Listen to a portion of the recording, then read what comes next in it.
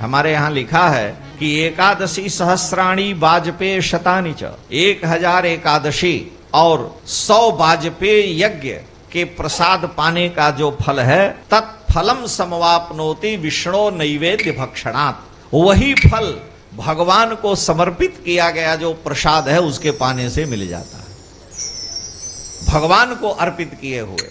इसीलिए गीता में भगवान कहते हैं कि प्रसादे सर्व दुखानाम हानिरस्योपजायते। प्रसाद माने प्रसन्नता भी, और प्रसाद माने भगवान का आरोगा गया दिव्य प्रसाद, वो सारे दुखों का नाश करता है। प्रसाद माने लड्डू चीनी, लड्डू नहीं, प्रसाद माने चीनी घी और उसमें मिला हुआ बेसन नहीं। अगर हमने उसको लिया और उसमें हम चीनी घी और बेसन समझ रहे हैं तो इसका मतलब हमसे बड़ा मूर्ख कोई नहीं है। क्योंकि शुगर है तो हम खाएंगे तो शुगर बढ़ जाएगा, मर जाएंगे। अरे नहीं शुगर रहेगा तब वो मर जाओगे, और शुगर है तो भी मरोगे। लेकिन प्रसाद माने कृपा, प्रसाद माने करुणा। हम मानव शरीर पाए, और मानव शरीर से आप कल्पना करिए कि पूरे विश्व की जनसंख्या 6 अरब से अधिक है, और 6 अरब लोगों में 1.5 अरब लोग, यानी रोज मौजूद गिनती करते हैं 150 करोड़ 140 करोड़ लोग भारत में रहते हैं। 140 करोड़ लोगों में आप कल्पना करिए वैष्णव और भगवान के प्रेमी कितने होंगे। 1 करोड़ भी हमको मुश्किल से लगता है होंगे। और 1 करोड़ लोगों में रोज क्या लोग भगवान का भोग लगा के प्रसाद पाते होंगे, बड़ा मुश्किल है। तो 600 करोड़ की विश्व की जनसंख्या, और उसके 600 करोड़ का जो है कौन सा अंश होगा जितने लोग रोज भगवान का भोग लगा प्रसाद पाते होंगे, भगवान को आरोगा गया प्रसाद। तो हम लोग कितने भाग्यशाली हैं कि नित्य भगवान का भोग प्रसाद पाने को मिलता है। प्रसाद माने कृपा, प्रसाद माने करुणा। हम तो कहते हैं कि हम बाहर जाते हैं, चेला चाटी हर प्रकार का व्यंजन खिलाते हैं और खूब जो है जो हम लोगों के खाने लायक है देते हैं, खाते हैं। लेकिन जब अपने मंदिर में आते हैं और ठाकुर जी का वही दाल रोटी साग जो मिलता है सधु कड़ी, उसमें जो स्वाद है, मैं मंच से कह रहा हूं कि वो कहीं भी किसी भक्त के यहां सुख नहीं मिलता है। जो अपने भगवान को आरोगा हुआ प्रसाद भोग लगाने में सुख मिलता है।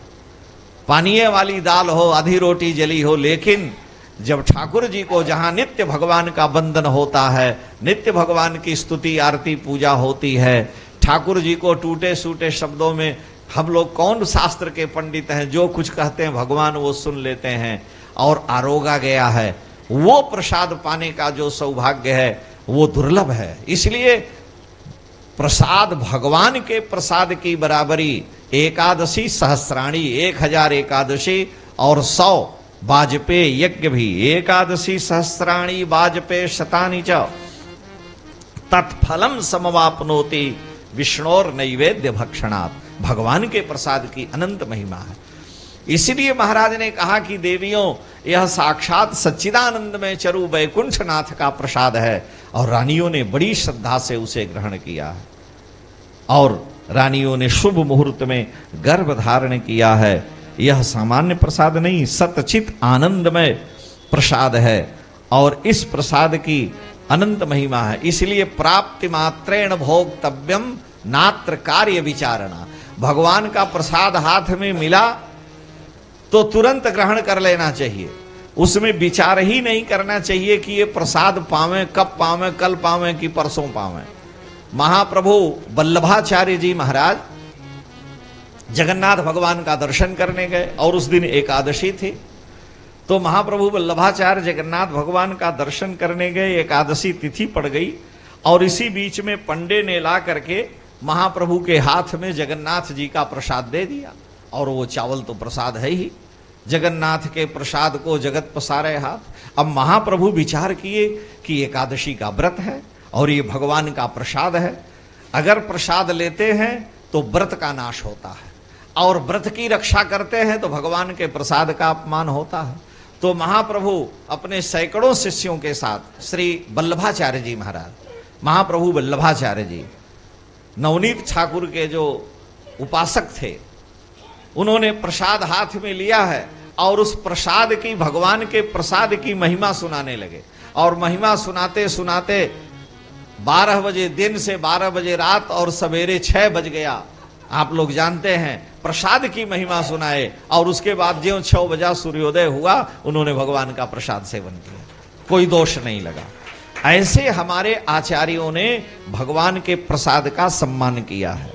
इसलिए शास्त्र की आज्ञा है कि जो भगवत प्रसाद है वो अद्भुत होता है और भगवत प्रसाद का सर्वतोभावेन सम्मान किया जाना चाहिए।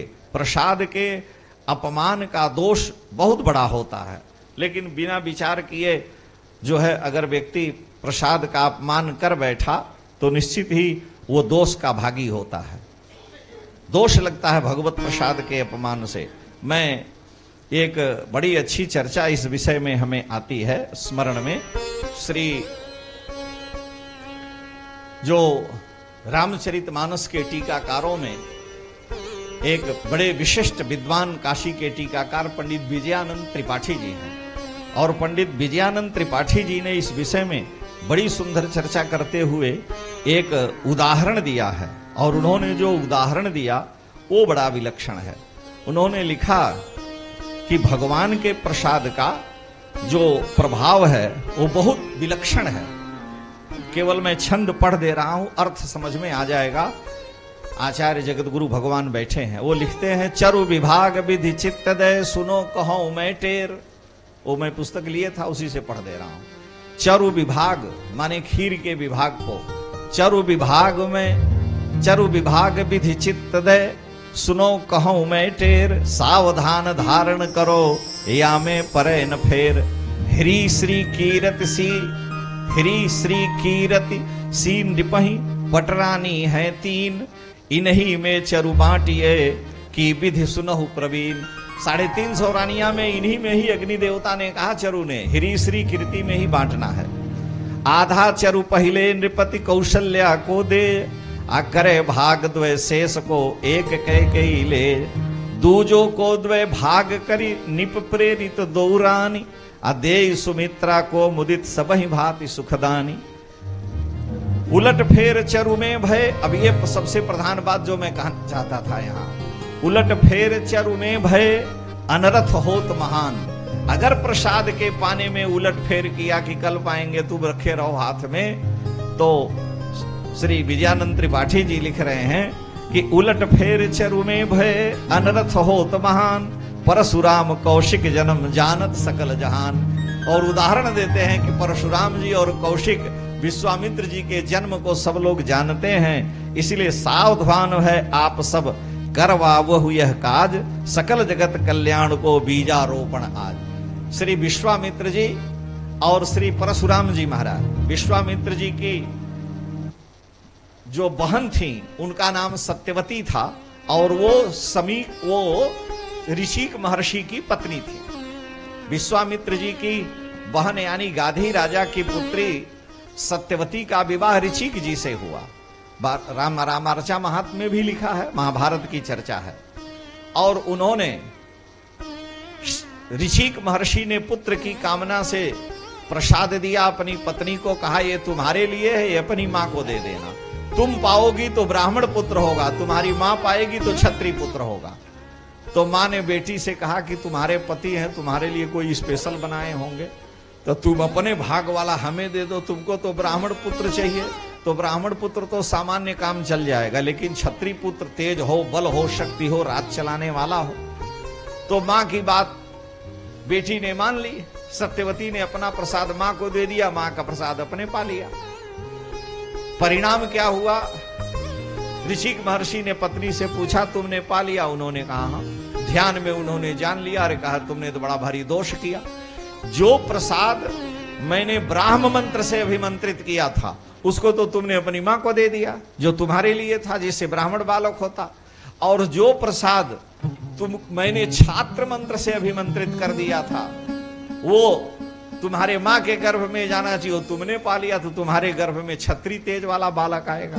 तो ब्राह्मण की पत्नी के गर्भ से क्षत्रिय स्वभाव वाला बालक जन्म ले, ये बड़ा भारी दोष है। प्रसाद की तुमने अदला बदली की। वो लगी रोने, पछताने लगी, लेकिन तब पछताए होत क्या जब चिड़िया चुंग गई खेत। आगे दिन पीछे गए गुरु से किया नहे, तो अब करें क्या? उन्होंने कहा कि हमारे गर्भ से कोई क्षत्रिय स्वभाव वाला बालक न हो। तो श्री ऋचिक महर्षि ने कहा कि हम भृगु जी के पुत्र हैं, हम अपने तप से ये शक्ति तुमको बचा करके आगे प्रेरित कर दे रहे हैं। तो तुम्हारा पुत्र तो ब्राह्मण तेज से संपन्न होगा, लेकिन तुम्हारे पोते में ये गुण चला जाएगा। तो ऋचिक महर्षि के पुत्र जमदग्नि हुए, सत्यवती के पुत्र जिनमें ब्राह्मणत्व आया, लेकिन उनके पुत्र परशुराम जी में क्षत्रियत्व आ गया। इसीलिए परशुराम जी जब ललकारते हैं क्षत्रियों को तो कहते हैं तुम हमको कोरा पोथी पंडित वाला ब्राह्मण समझते हो? अग्रतस चतुरो वेदान, हमारे आगे चारों वेद हैं, और पृष्ठतः शशरम धनु, और पीठ पर रखा हुआ धनुष बाण है। तो आगे से मैं ब्राह्मण हूं, पीछे से क्षत्रिय हूं। अग्रतस चतुरो वेदान पृष्ठतः शशरम धनु इदम ब्राह्मम इदम छात्रम शास्त्रादपि शरादपि।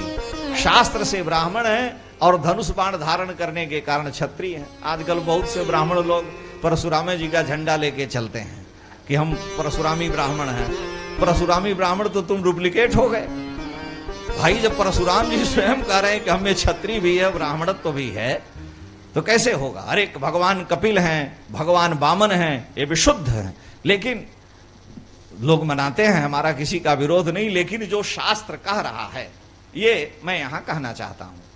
तो श्री विद्यानंदी महाराज ने उदाहरण दिया कि प्रसाद के विनिमय से विश्वामित्र और परशुराम जी के उत्पत्ति में दोष आया।